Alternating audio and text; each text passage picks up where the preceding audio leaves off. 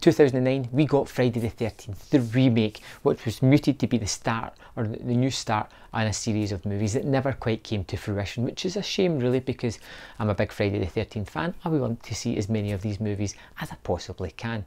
This one is the story of the first 3 Friday the 13th movies. The first movie is truncated into basically that end fight between our heroine and Mrs. Voorhees. That's the first 5 minutes of the movie. It just gives you that. It shows you Jason seeing his mother die, and then he picks up the mantle and he's running about with that burlap sack over his face for a little while, and then a little bit later on in the movie he picks up the hockey mask and becomes the Jason that we know and love.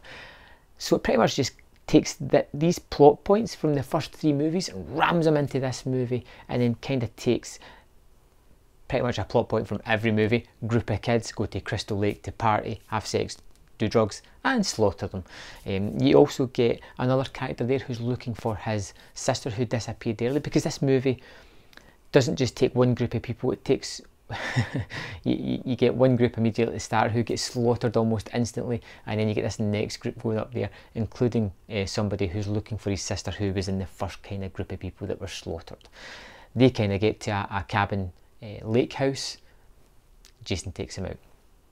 This is updated for like modern times. It's not an 80s movie, it's very much in the sort of 2000 element, the noughties, and you can see them trying to do things that would fit in with this kind of time scale. It can't be that hulking guy that just slowly walks after somebody, so they try to give him a kind of backstory by using that part from the first movie. You kind of understand that Jason has grew up in the woods. He's a kind of trapper. He uses traps. He can hunt people down. He has an underground lair that's kind of dug out, which is why probably nobody has found him.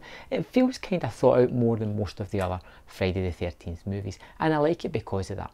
This was something that kind of irked me the first time round, but now watching them all close together, I can live with it. I think it's a nice change. I mean, we've seen Jason in space, we've seen Jason as a supernatural entity, we've seen Jason who's really a paramedic dressed up. We've seen all these iterations, so why can't we just go with it a little bit and see him as somebody that grew up in the woods, learning how to trap, knowing these woods at the back of his hand, and becoming a trained hunter. I don't think it's out of the realms of unbelievability, and I think it works particularly well here. This was a movie that I found myself enjoying more this time around, and I don't think I'd watched it since seeing it in the cinema in 2009. It does all the things that a Friday the 13th should do. It gives you these characters that you don't really like, which is kind of part of the fun in seeing them getting taken off. You get a couple of surprises as well. Somebody who you think will be the final girl is not, and it kind of changes the formula about ever so much with that. You also get this hulking huge figure of Jason who is particularly ferocious and to the point. He doesn't play with them, he just attacks full on and decimates whatever's in his path, and he does it in some creative manners as well. I particularly like the bow and arrow, the shot on the speedboat. It's a fun kill, of which the movie has a few good ones as well, but I think that is probably one, it's my favourite, because it's unusual in the Friday the 13th series to see Jason use something like that. But like we said, this is a kind of hunter version of Jason. He would have learned to use that, and I can go with it.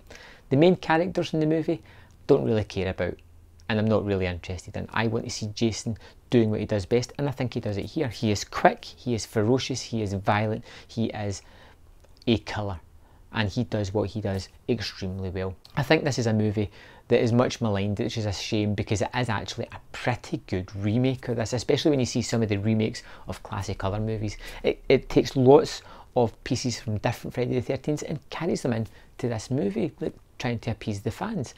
And I think seeing this in amongst the rest of the Friday the 13th movies, you really appreciate it for being something that it is, like a good take on this lore that built up over several movies, and I think it was pretty fun. Like I said, I gave Friday the 13th, the 2009 version, 3 out of 5. I had a lot of fun with it this time, and I would definitely go back and check it out again. What did you think of the remake? Have you seen it recently, or were you one of the ones that just kind of wrote it off like I did back in the day? Because I think it could be time to revisit it. Anyway, let me know in the comment box below your thoughts on the remake of Friday the 13th, and I'll see you next time on Man vs Film.